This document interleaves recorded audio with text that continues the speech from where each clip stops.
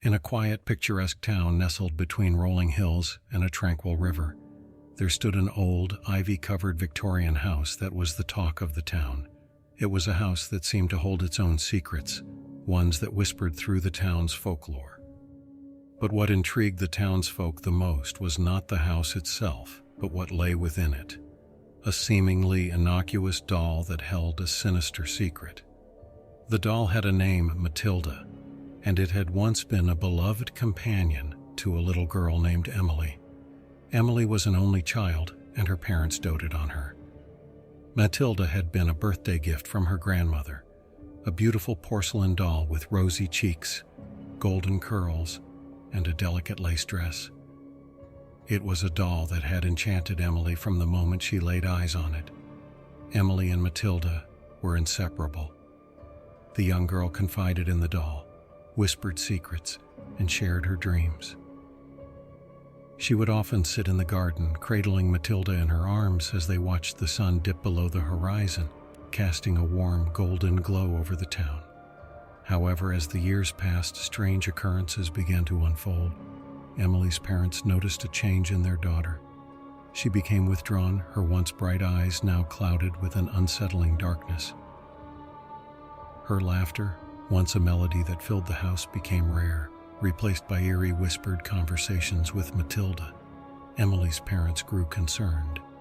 They consulted doctors and psychiatrists, but no one could explain the sudden transformation in their daughter. Emily insisted that Matilda was her only friend, the only one who understood her. The doll had somehow become more than just a toy. It had become a confidante, a keeper of secrets, and a source of comfort. One fateful night, as a storm raged outside, Emily's parents heard a blood-curdling scream from their daughter's room. Rushing upstairs, they found Emily in a state of hysteria, pointing at Matilda, who sat perched on her bed, eyes devoid of life. But that was not what shocked them the most. It was the sinister, mocking laughter that echoed through the room. Terrified, Emily's parents snatched the doll and locked it in the attic, believing that it held some malevolent influence over their daughter. They hoped that this would bring an end to the torment their family had endured. Yet Matilda's malevolence did not end there. As the years passed, the doll's presence in the attic seemed to taint the entire house. Strange noises echoed through the hallways at night, and a cold, oppressive atmosphere settled over the once welcoming home. Neighbors claimed to see eerie shadows moving behind the curtains, and rumors began to circulate that the house was haunted. Decades passed, and the town's fascination with the Victorian house and its possessed doll grew. Paranormal investigators and thrill seekers flocked to the town, hoping to catch a glimpse of Matilda's ghostly antics.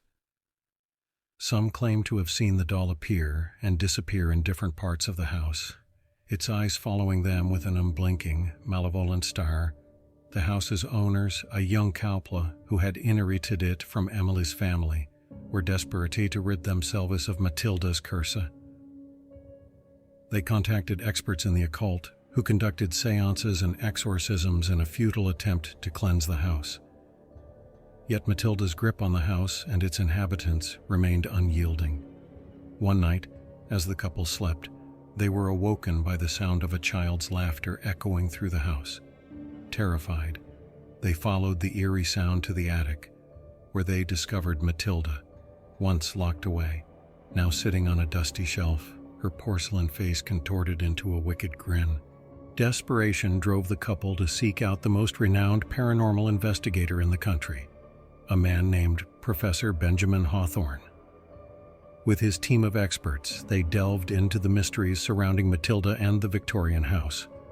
Hawthorne conducted extensive research into the doll's origins, unearthing a chilling connection to an old legend about a vengeful spirit that had been imprisoned in the doll by a disgruntled toymaker. According to the legend, the spirit sought to possess the body of a child to exact its revenge on the town that had wronged it. With this newfound knowledge, Hawthorne and his team embarked on a perilous journey to free the spirit from Matilda and put an end to the curse once and for all. They performed a harrowing ritual that lasted through the night. battling the malevolent force that had taken hold of the doll. As the first rays of dawn broke, a blinding light erupted from Matilda, and a bone-chilling wail filled the attic. With a final, desperate effort, Hawthorne sealed the vengeful spirit within a protective talisman, forever separating it from the doll. Matilda, now lifeless and ordinary, was returned to the attic, her sinister influence finally quelled. The once dreaded Victorian house slowly regained its former warmth and tranquility. The townsfolk were grateful to Professor Hawthorne for liberating their town from the curse that had haunted it for generations. Matilda's tale became a cautionary one, a reminder of the dark forces that could be unleashed through the power of belief, fear, and the human imagination. The cursed doll, now a relic of the past, served as a chilling reminder that even the most innocent of objects could harbor the most malevolent of secrets.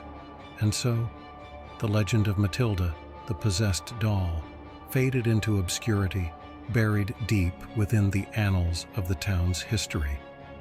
Yet, the old Victorian house still stood, its walls holding the echoes of a sinister past, a testament to the enduring power of a story that would be whispered through the generations, ensuring that the horrors of Matilda would never be forgotten.